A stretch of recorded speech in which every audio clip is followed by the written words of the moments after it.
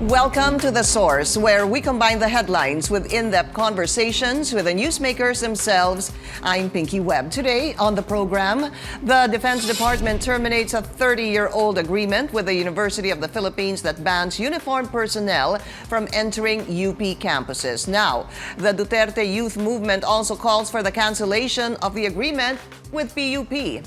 Also, President Rodrigo Duterte orders vaccine czar Carlito Galvez to share procurement details with Senate President Tito Sotto for transparency. And senators deny they prefer a specific vaccine brand as they continue to probe the government's vaccination program. Presidential spokesperson Roque joins us live.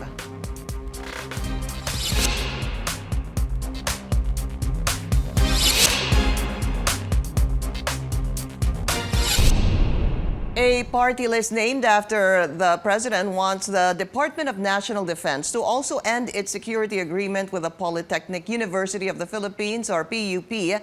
The call comes following the abrogation of the D&D Accord with the University of the Philippines. Both agreements signed consecutively in 1989 and 1990 bar the entry of state forces in UP and PUP campuses without notifying school officials. Malacanang earlier said that President Duterte agrees with the Defense Department's decision, but makes it clear that it's open to hearing out the appeal of UP. Let's go straight to the source of this story. We have presidential spokesperson Roque. Secretary Roque, welcome back to the source and thank you for your time. Yes, it's a pleasure to be back. Thank you, and Happy New Year. Happy New Year to you, Secretary. Can the DND unilaterally just terminate that UP DND Accord? Well, let me make this very clear. Now, this was a decision of the Secretary of National Defense, and the DNP has its own spokesperson. So I really can't speak on behalf of Secretary Lorenzana. All that I said in the press briefing is under the qualified political agency. Of course, the President supports the acts of his alter egos. But as far as the details are concerned, you will really have to talk to Secretary Lorenzana about it because, as I said, it's not a presidential decision, and that's something for the presidential spokesperson to discuss. Yeah, you mentioned, though, yesterday that the president supports the decision of Secretary Delfin Lorenzana. Correct, sir? Correct, because under the doctrine of qualified political agency, unless revoked by the president, acts of his alter egos are valid and acts of the president as well. Okay, but do you know if Secretary Delfin Lorenzana consulted the president regarding this? As far as I know, he did not. It was a decision of the DND as a privy or a party to that contract between UP and DND. But what I'm asking you there then, of course, all the other details should possibly, come from Secretary Delfin Lorenzana. But as a legal question, in your opinion, the Department of National Defense just terminate the agreement unilaterally? Well, in our general laws on obligations and contracts, it really depends. If it's supported by consideration, then it cannot be. But but if there is no consideration for a contract, then it can be done. Of course, a termination unilaterally comes with a caveat that when brought to court, it could be declared as null and void. But that's the general rules on obligations and contracts. I was also asking Secretary, some lawyers, what they thought about this. Of course, there are different reactions. Attorney Te was saying that this could actually violate the principle of mutuality of contracts. Termination cannot be left solely on one side. Would you agree with that? Certainly not, because although it is not my field of specialty, I have taught, I think, for 3 semesters, obligations and contracts, and only contracts supported by consideration cannot be unilaterally terminated. Everything else, if it's bilateral, it's for cause, then it can be terminated. This is also an unusual contract. It's an extraordinary contract. It is an act of beneficence of the state in the sense that it suspends the exercise of jurisdiction in a given territory. So I don't think mutuality is required, and I'm speaking as a lawyer. Okay. said that, no, the UP position is best articulated by the president of the university, and the position of the DND is best articulated by the Secretary of National Defense. Ang hiling po ng UP President na si Danilo Concepcion is bawiin ho ito, and that there should be some sort of conversation or talk with Secretary Delfin Lorenzana. Is this something you think that is possible na, number one, mag-usap po sila, number two, na bawiin po itong termination ng accord? Well, I think it is a proper course of action, and of course, the UP president is a lawyer himself. So it is a contract, so it should be discussed by the parties. And being a UP graduate and UP professor myself, I even offer my good office if they need assistance in discussing this matter. You would offer your office to do what, sir? I said I will offer my good office. Now, a good office is What? An offer to be involved in the discussion, I see. hoping that the matter can be resolved by the parties. No? Then let me So, ask I'm you. willing to offer my good office so that the UP President and the Secretary of National Defense can discuss this matter. So let me ask you then, Spokes, do you support this UP-DND accord? Well, let's just say that I spent 10 years as a student in UP, 15 years as a professor, no? And since the accord has been in effect for the past 30 years, I don't know how it is to have policemen and soldiers on campus. I never experienced it. I've studied in UP since high school. To me, it's foreign, no, that there will be policemen and military there. But having said that, no, I have also studied abroad. I spent 3 years in the US and 1 year in England. And particularly in Europe, I have said that there's no such thing as a campus in a European university. The city where they are located is the campus, because the university should always be part of the bigger society. No?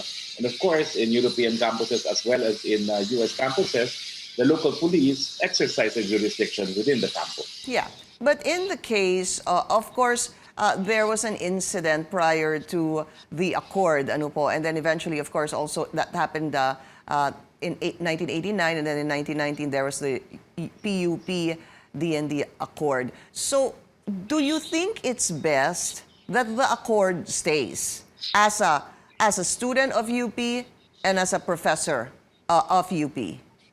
As presidential spokesperson, I have to say that under the qualified political agency, the president supports the decision of the DND. But if you ask for my personal opinion, I do not know how it is to have cops and military people on campus. I would say that if it worked for 30 years, let's talk why it should not continue for another 30 years. Right, and I think that's exactly what the president of UP wants. Let's look at some of the reactions, Secretary, on this. Si Vice President Lenny Robredo was saying this is actually designed to sow fear, to discourage dissent, to silence criticism, which is being echoed by students, graduates of UP as well. Nakikita niyo ho ba na posibleng this could heighten tension between UP and the government or the police and military?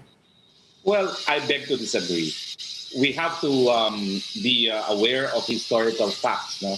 At the time of martial law, when UP in fact had a Diliman Commune, we did not have an agreement where the police and the soldiers could come in. What I'm saying is, as a scholar ng bayan, no, I don't think the UP students will ever be cowed, even by the presence of policemen and the military. At the height of martial law, the community shut itself off. They were invaded by the military, but they stood their ground. So kung ako po estudyante, hindi po ako magpapatinag kahit anong mangyari. No? Paglalaban ko po yung karapatan ko, at I think as a matter of historical record, people have seen how I can take stands. No? And as a UP alumnus, as a former UP faculty, I don't think any UP student will be cowed. They will be undeterred. They will pursue and exercise their rights. And of course, one of the most important rights in a university setting is that of academic freedom and the freedom to think. Could this, in one way or another, stifle, affect academic freedom? No, I don't think so, because as I said, This is only a 30-year accord. And at the darkest periods of martial law, we did not have this accord, and it did not have the effect of the students allowing anyone to interfere with the exercise of their rights. There is one more reaction, sir, that I wanted to bring in. UP journalism professor Danilo Ara was saying, he put out this challenge on his Twitter account. UP faculty and alumni who are Duterte's top-level officials should denounce Lorenzana's letter terminating the 1989 accord. This disregards everything UP stands for. Should they remain silent? A 6-word question. Where is your honor and excellence? So let me ask you, sir, are you denouncing this letter by Secretary Lorenzana as a UP student and as a former UP professor? Are you denouncing it? I'm asking the DND secretary and the president of UP to sit down, and I have offered my good offices to facilitate this meeting. But the word is denouncer. Dinedenounce niyo ho ba ito? We're not speaking as a presidential spokesperson. I'm also presidential spokesperson. Well, there's really no such thing, when you are a presidential spokesperson. All I'm saying is, let's talk about this. I support the steps of the UP president, and let's see why a 30-year-old accord should not be continued when it has worked apparently perfectly well in the past 30 years. So that doesn't make you silent on the issue because you're actually taking a stand. And I'm not duty-bound to follow anything that Professor Arau says. All right, presidential. I'm more academic than him. Presidential spokesperson Harry Roque will still be with us after the break. Later, we're going to talk about government's vaccination program. Secretary Galvez will be speaking to Senate President Tito Sotto about this. We'll discuss this after the break.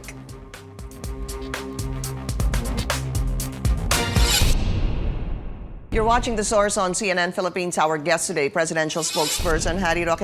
I still need to do a follow-up on this because now the Duterte Youth Party List is seeking or asking that kung ano po yung ginawa sa UP, ayun din yung gawin sa PUP. Just wanted to get your thoughts on that, sir. Well, it's a free country. If that is the thought of the Duterte youth, so be it. And that's something that the presidential spokesperson does not have to be involved with, no? But Pinky, I have to highlight the fact that I think the question on Arau was unfair. In the first place, why am I duty-bound to follow anything that Professor Arau says? Mm-hmm. You made it appear as if it's compulsory for me to follow him. I spent more time in UP than him. Okay. And I think, as I said, I even have I'm even a more senior academic than him. No? So it was not a fair question. I'm not duty-bound to follow anything that Danny Arau says. Right. And should not be. Don't I'm the thoughts, no? Spokes, don't get me wrong. I wasn't saying you're duty-bound. No, you were wrong. You were implying as if I had to follow what Danny Arau says. Well, what is the basis for that? It was a tweet, sir. It was a tweet, Spokes, and then it just said but you said I had to follow him, and in fact did not do as he did. Then I have no honor or excellence. Is that a fair question? No, I didn't say that, Secretary Roque. That's what he said, though. That's what he said, and that's why I'm calling you out for that. Secretary Roque, okay. Just to be very clear about this, it was a tweet that I read, and I asked for your reaction if you would denounce it, and then after that, it's implying that I should follow what Danny Arau says. And where is the basis? Tell your viewers now. Where is the basis that I should follow what Danny Arau says? It's not just you asking for a reaction. You were pursuing. Will you denounce? See? So it's not just a reaction. You wanted me to answer Danny Arau. Why should I? And is that fair on your end? Okay. Then if you say that, why should you answer it? And if you answered it that way, sir, then I would have to take it as is. It was just a challenge. Yes, but you're pushing the point. Well, because you're going beyond asking for my reaction. Sir, okay, it's a challenge. Because will you denounce it? You said it on record. The TV recorded it. Yes, that's right. We have to be fair, no? I am trying to be fair, Secretary Roque. I was not. No, you were not. You were not. It's as if I don't agree with Arau, that I have no sense of excellence or honor. Absolutely not. I never meant that. Please don't think that, Secretary Well, Roque. I would have you can never, make that I on would have record. never You meant can that. certainly take offense that I have to follow anyone else's advice. No, it's not right. So just to end this topic, how would you like to end this, sir? This issue I on said it. I have never experienced being in UP with soldiers or military, and I'd like to facilitate the discussion between the UP president and the Secretary of National Defense. I'm offering my good offices for them to have this conversation. All right. And of course, I think it has to be discussed why a 30-year accord, which has been in place, should be revoked at this point. Fair enough, sir. Can we move to another topic now? The vaccination program of the government, I believe it was Senator Bongo who said that Secretary Galvez will be speaking to Senate President Tito Sotto about the vaccination program for transparency. Can you share us any details about this? Will it just be SP Sotto, or will this happen prior to Friday's Committee of the Whole meeting at the Senate? Well, I think to be transparent, the issue was Secretary Galvez was saying because of the Senate hearings, he has lost about 2 weeks worth of negotiations with drug suppliers. So Secretary Galvez, in fact, was saying, could I skip the hearing? No? Because it's very important that I resume my negotiations with the vaccine developers, because otherwise we might run out of supplies. But in fairness to the president, his answer was no. Go to the Senate, continue answering questions, continue in the manner that you have been answering, and if they become abusive to you verbally, just stand up and leave. And if they cite you in contempt, I will come and fetch you. So that's the context, no? Now, so Secretary Galvez and Secretary Duque, if the Senate will have a hearing this Friday, will be there, but with instruction that if anyone becomes verbally abusive to them, they have the license to stand up and leave. So to be clear about this, sorry sir, so hindi po sila mag-uusap prior to Friday's Committee of the Whole? Now, hindi ko po alam. No? Ang alam ko, mayroong mga pag-uusap na mangyayari na informal, of course. This was mentioned by Secretary Galvez in my presidential briefing yesterday. And he says that I think he's of the opinion that everything will turn out okay because all the questions have been answered. No? And that there may have been miscommunication somewhere down the line. No? So that's what I know. Okay, so yung po bang executive session, pinag-uusapan pa rin ho ba yan? Is that still something that could happen, as suggested by Secretary Galvez, when we're talking about some issues regarding the vaccine, especially the price? I think what Secretary Galvez suggested was not just an executive session, but it was also a CDA between the individual senators and the drug companies. No, that's what I heard from his own mouth. No, so but I think there will be informal discussions. I've heard, and let's see what happens. But what is important is the president did not say that Secretary Galvez should not go to the Senate.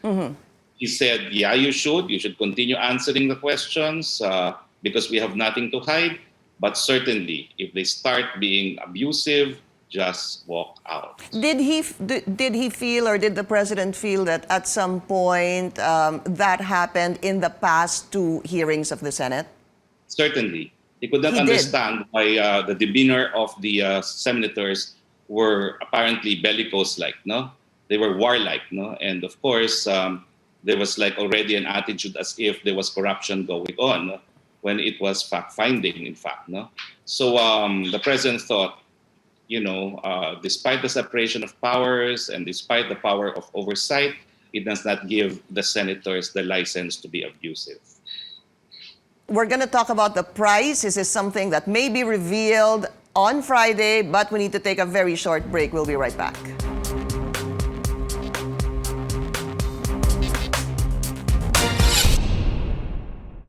You're watching The Source on CNN Philippines. Our guest today, Presidential Spokesperson Roque. Spokes, we're talking about the price, which of course has become very controversial. You have said, I believe last Sunday, that the price of the Sinovac vaccine is about 650 pesos. More. Yes. Sabi po ni Secretary Galvez, hindi tataas sa 700 pesos. Ganun po yung price range that is coming out from both you and Sec Galvez. Sa Senado ho ba, is this something that will need to be confirmed by Secretary Galvez? Because apparently, to the senators, hindi nga po lumalabas yung presyo because of the CDA. Well, that's something that the senators will have to ask for themselves. No? But I think they will have to be content with a range, but because that's what we give. No, in the spirit of transparency, we gave a range, and of course, I don't think this violates the CDA. But for Secretary Galvez to say the exact price would be a violation of that CDA. So clearly, a range is okay. Wag lang yung eksaktong amount kung magkano po yung vaccine. That's correct. Okay. So I'm sure lalabas po yan. I'm assuming lalabas po yan sa Friday. Also a question posed by one senator. I'm not sure if it's Senate President. It is Senate President Tito Sotto. Kasi lumalabas that the President seems to believe that the senators are favoring another vaccine over Sinovac. I think nagtanong nga si SP Sotto saan nanggaling ito. Would you know, Spokes, saan galing itong mindset na may pinapaboran yung mga senador na vaccine? The president had with him a piece of paper containing quotes from the senators. And he was quoting, in fact, a quote from Senator Riza Hontiveros. So that's where it came from. A quote from the direct quote of the senators. I see. But does Some senators. Probably not Senate President Tito Sotto, probably not Senator Lacson, but definitely Senator Riza Hontiveros. Okay, so it was one senator na may nakitang quote po si Pangulo. Kaya po niya nasabi yun. Meron pa pong iba because he had a whole page full of quotes from different senators. But possibly the president only read one of the many quotes that he had in that printout of his. Does he believe that in general that the senators are favoring a particular vaccine? Let's just put it this way, no? And this was part of the contemporaneous statements of the president. Some senators judge some of these vaccines depending on where they were manufactured. And some senators apparently have reservations about a particular vaccine also because it was manufactured in a certain place. And that's something I think that is a fact. So basically, yeah, pagka yung Sinovac na galing sa China, nagkakaroon ng hesitation. Would you say it as that? Is that what you mean? I think Pero kapag Western, that's a fair conclusion about on the basis of what some senators have said. Okay. Secretary, I need to ask you again about this deal with the Sinovac because I was able to interview the general manager yes, congratulations. of Sinovac. And I'm happy that you did. Si Helen Yang. Napag-usapan po yung, we need to clarify this, sir, kasi napag-usapan term sheet. Ang sabi nga niyan, non-binding term sheet. And then upon listening to the Senate during the privileged speech of Senator Lacson, meron pong tinatawag na term sheet, meron pong supply agreement, na how I understood it is kapag supply agreement, doon na halos finalized ito. So, right now, this Sinovac deal, is this a done deal? Finalized na ho ba to? Ano ang status niya? The confusion here is that people think that a term sheet is not an obligation. It is.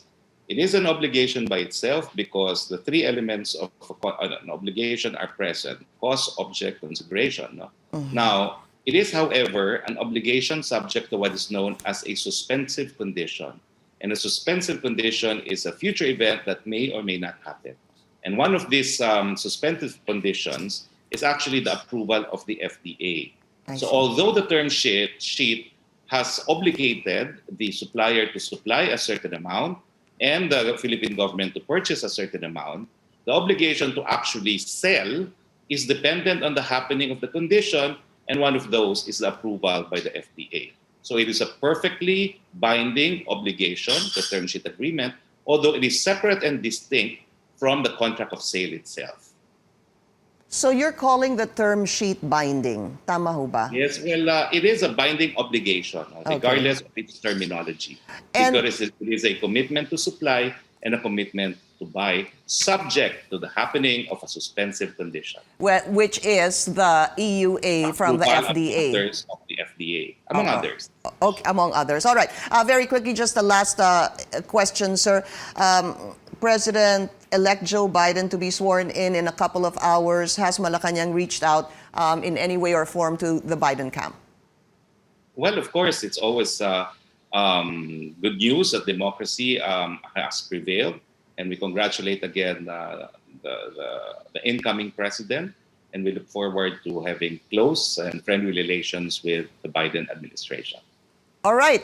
Presidential spokesperson Harry Roque, maraming salamat po sa inyo. Salamat and magandang umaga po. Thank you for joining us here on The Source. I'm Pinky Webb. You're watching CNN Philippines.